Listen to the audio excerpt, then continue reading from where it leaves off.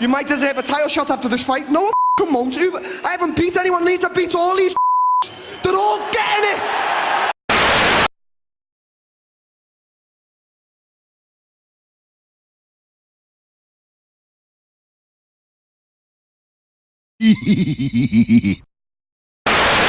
Well, boys and girls, today on the channel I want to do something completely different that I've wanted to start for a while now, and it revolves around the UFC and not only predicting fight winners, because I'm not that great at that, but I like predicting if somebody wins, where does the UFC go from there, and kind of from a promotional standpoint, what they can do with some of their fighters leading up to the fight and in the future if either outcomes occurs.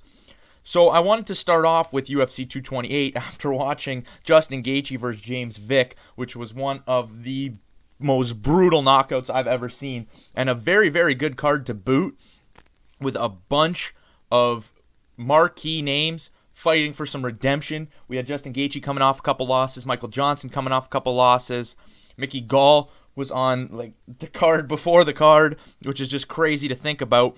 And now I've just really wanted to start talking about the UFC, and no better way than to start with the huge pay-per-view event coming up September 8th, the UFC 228, Till versus Woodley, or Woodley versus Till, depending on how you want to set the champion versus challenger name up.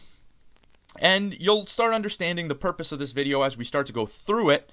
And we'll start, obviously, with the main event, because that's the main attraction here. And that's Tyron Woodley versus Darren Till. So we're going to start off on the Woodley side. If Woodley wins, where could he go from here? And then we're going to look at the Darren Till side. So if Woodley disposes of the gorilla on September 8th, then it opens up a discussion of Woodley being one of the greatest welterweights of all time. Next to GSP, the wins under Woodley's belt speak for themselves. Thompson, a draw the first time, a win the second time. Lawler in brutal fashion. Koscheck in brutal fashion. Gastelum, Condit. And then we're assuming that he's going to add the gorilla, a rising superstar fighter, to that list. It's undoubtedly Woodley versus GSP at that point for the best welterweight of all time.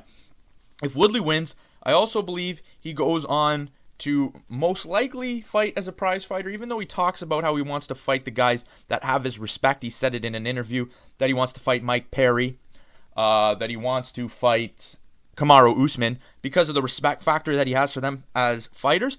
But I don't think that he's going to follow that path if he wins this fight, just from how he wanted to fight George St. Pierre. But Woodley can prove me wrong. We're kind of all looking like Woodley under a light right now, where a lot of people want him to lose after his fight with Damian Maia, which was nonetheless a really boring fight to a lot of people. And then the two Thompson fights, which were so close to judge, that Woodley kind of came out as the villain just because he won, and because Thompson is such a likable guy.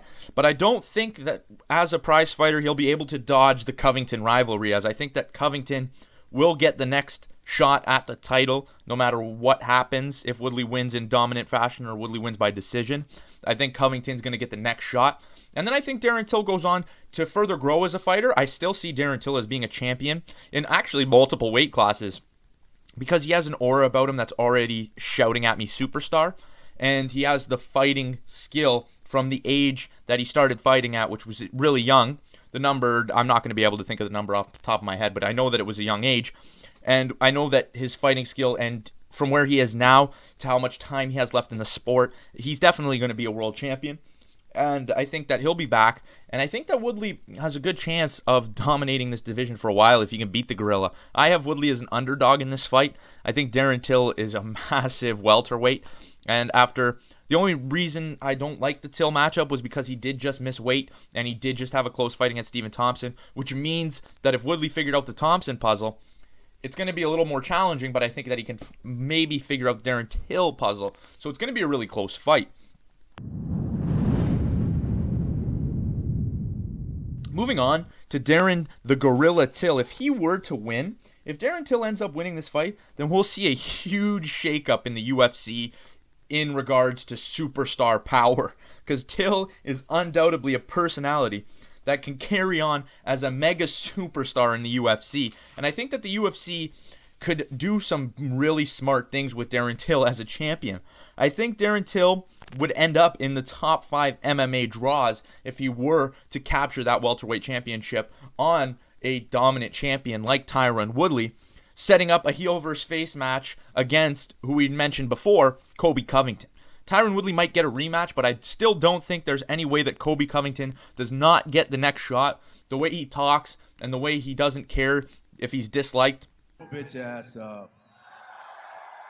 You wasn't tough backstage. You got 30%, you put 100% of the fans to sleep, motherfucker. I think that sets up perfectly, because whoever wins this fight, if Tyron Woodley does it unanimously, dominates Darren Till, or Darren Till wins in any fashion, I know that they're both going to exit as the face of the welterweight division, and then we need that heel to step in, and that is Colby Chaos Covington.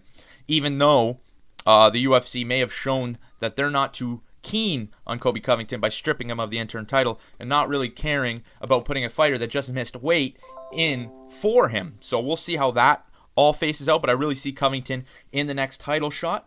And I think that fight would be smartest if they did it next year in the UK.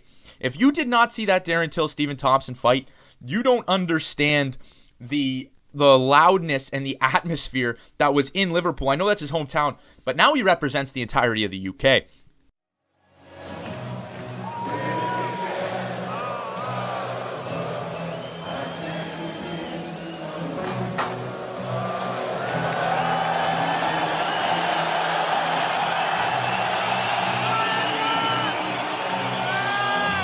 One defeat as a professional mixed martial artist. He has the self-belief that cannot be questioned. He also has the soundbite. And that whole British fan base that we saw so heavily on Michael Bisping when he won in the UK, when he beat Ding Yong Kim, it was just a massive event, and those Brits always fight the best at home. So we'd see that mega superstardom in Darren Till, which would just be so perfect for the UFC. I don't think that they would give up that shot on giving Darren Till that push from his hometown, just like we've seen with Conor McGregor and the Irish fans. I think we could see that almost the same to equal, or even maybe even above value from the push from the hometown fans. And another line of fights I could see unraveling if Darren Till won would be Covington versus Woodley for the next title shot, and then Till versus Usman, because there's talk all over that welterweight division.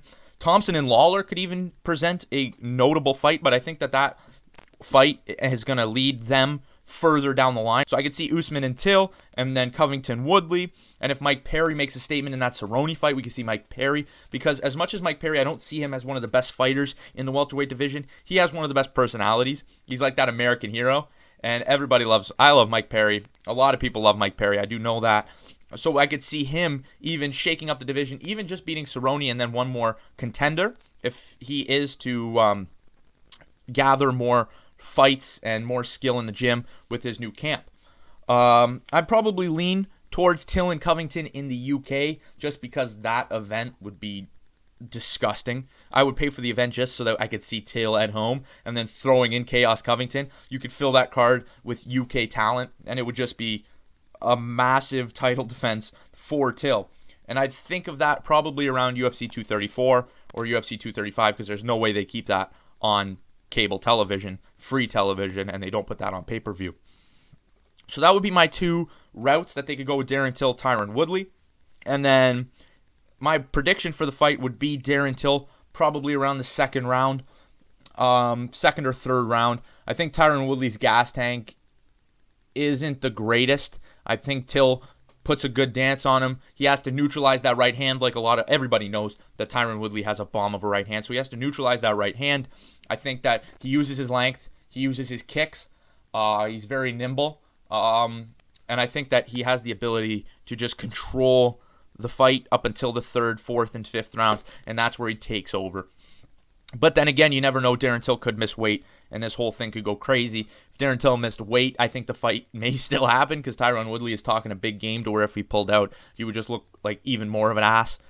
If you agree with any of the things that I said, please leave a like on the video. If you just enjoyed some of this dialogue, leave a like on the video. Remember to hit that subscribe button. I'm going to be doing this a lot more often for more fights and more UFC events in the future. I really do enjoy thinking about the promotional side of the UFC, and the way that it's growing and the way that it's becoming sort of a spectacle is just one of the greatest things I've ever seen, and I want to be a part of it. So remember, if you like this video and you think that you could listen again to another video in the future, please remember to subscribe. If you're watching in the day, have a great day. If you're watching at night, have a great night. And be sure to discuss and disagree with me in the comment section below. Peace out, guys.